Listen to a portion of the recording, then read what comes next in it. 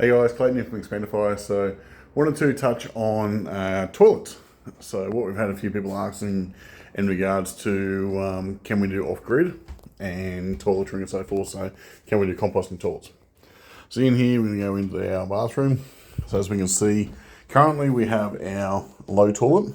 Now, we designed this based on the fact that we had to have a siphon in behind here. Now, what we've changed around to is installing a smart toilet, which allows us to bring that down lower because the smart toilet doesn't have a siphon built into it. It just has all the water inside. So that basically brings our sink height down to here, and it's all built in. So that way we can actually have a cupboard on either side of the toilet as well, and we've got our sink down lower. Now, for those who want to go across to off-grid, that's the other one we've been asked about. We can actually change this out for a composting toilet. Now, there is a higher cost because composting toilets do require more. So, but there are a couple of really good brands out there when it comes to composting toilets that fit in nice and comfortably. They've got a good system, easy below, and because we're up on stumps, it works quite well.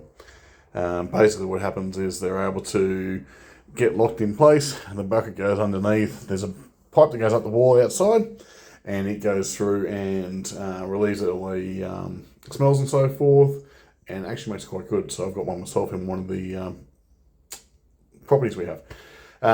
Yeah, so that works quite well. And then the other side of it too, with off-grid and solar is the other one we get asked about a bit as well.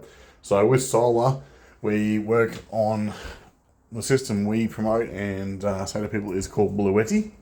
So I'll just walk out to the lounge room. So it's called Blue Eddy.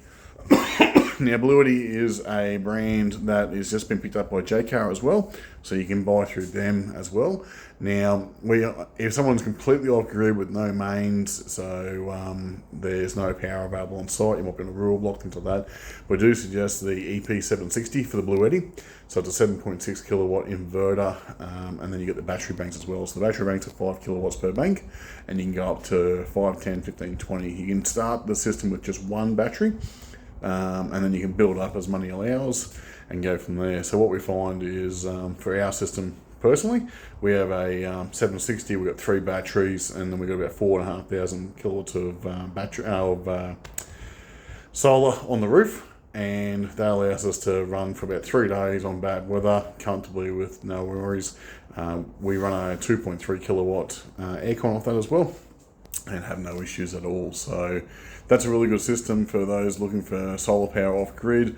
The actual inverter and batteries is very much plug and play. It's a very simple installation. Our roof can handle the solar, no worries at all. So based on longitude and latitude, as long as the orientation of the house is facing the right way, which generally means that the front or back door has to face north to south, then you can actually use the roof line as your solar panel reinforcement, and because we're on 10 degrees, it works quite well. So that's the best option for solar. If you're looking to do that, and say you do go the 3 batteries like we've got, I'd say allow between 15 and 17,000. That basically allows for your 3 batteries, your inverter, the panels on the roof, which you want to go at least 400 watt panels per panel, at least 10 to 12 panels. And that allows for a cabinet to put it in and things like that. Now, the way these houses turn up, they have one single wire, 1 6mm wire coming through. You can easily put a connection on that for a 15 amp plug and just go straight into the Blue Eddy. So it's a good little system. So for those looking to go off grid, you've got the composting toilet and you've got the solar power through Blue Eddy. And obviously your rainwater tanks, these ones here come with gutters and downpipes and so forth, so straight across to a rainwater tank, and then just a simple pump through a couple of filters to do the rainwater and the water.